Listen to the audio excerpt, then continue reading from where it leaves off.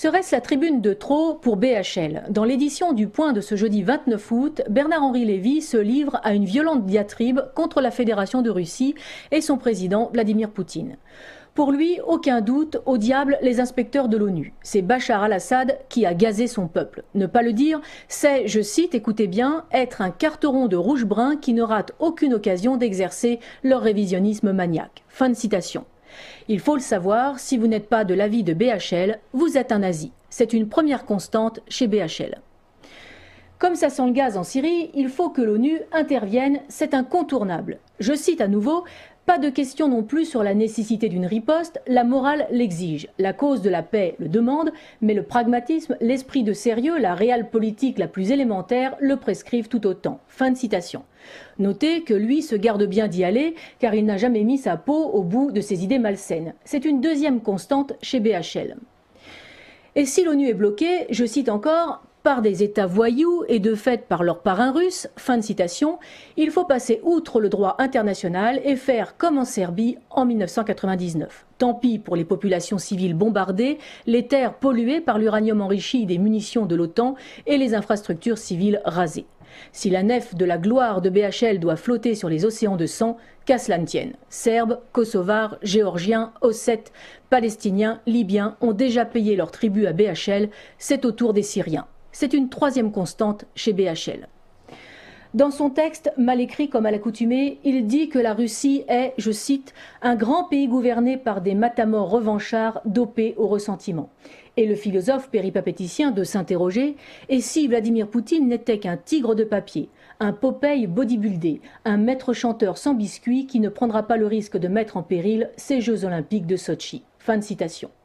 On peut tapisser la Syrie de bombes car la Russie n'interviendra pas. BHL le sait, je cite toujours, il a pris conscience en discutant cet été avec un responsable russe dont il doit respecter l'anonymat. Il faut croire BHL sur parole, c'est une quatrième constante chez BHL. Et c'est là qu'il faut faire le portrait de BHL, puisqu'il nous demande de le croire sur parole. Quel est donc cet homme qui a ses audiences dans la plupart des rédactions françaises dans lesquelles il est soit actionnaire, soit ami avec les propriétaires? Bernard-Henri Lévy dit BHL est un agent d'influence millionnaire et un menteur pathologique. Millionnaire, il l'est grâce à la société de commerce de bois précieux héritée de son père, la Bécob. Côte d'Ivoire, Cameroun, Gabon sont des proies faciles. Si plusieurs enquêtes de journalistes français ont été bloquées et jetées à la corbeille, une association humanitaire anglaise a dénoncé les méthodes quasi-esclavagistes qui règnent dans ces exploitations. Salaires en retard, équipements sanitaires déplorables et un ruisseau pollué pour s'alimenter en eau. Chargé de la communication interne, puis vice-président du conseil de surveillance et même dirigeant pendant 2 ans, Bernard-Henri s'est sérieusement impliqué dans la boutique familiale. Boutique qu'il a revendue au groupe Pinault pour plusieurs centaines de millions d'euros. Pas obligé d'avoir du talent ou de travailler pour bien vivre, BHL peut utiliser tout son temps à se mettre en valeur. Comme écrivain ou philosophe, BHL est la risée de ses pairs.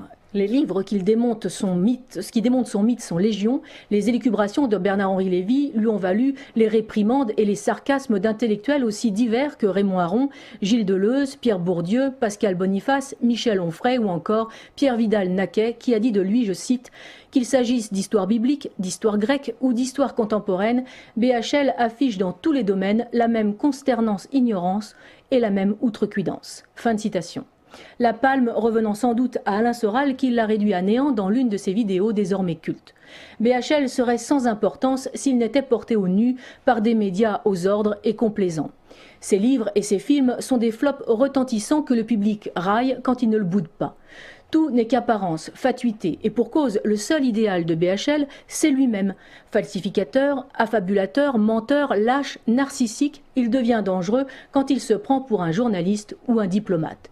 Nous ne remonterons pas à la Bosnie ou à la Serbie où il a déjà sévi, même si son influence était encore restreinte. En 2005, en Géorgie, alors que la Russie a mis fin au massacre des civils en Ossétie du Sud et stabilisé la ligne de front, BHL s'installe au Marriott, un 5 étoiles à Tbilissi, et témoignera de la férocité des Russes qui ont brûlé Gori avec des centaines de chars. Pourtant, il n'a rien vu, n'est jamais allé sur le front et ses propos sont démentis par les journalistes et les élus européens présents sur place. Mais ce n'est pas grave, l'oracle a parlé.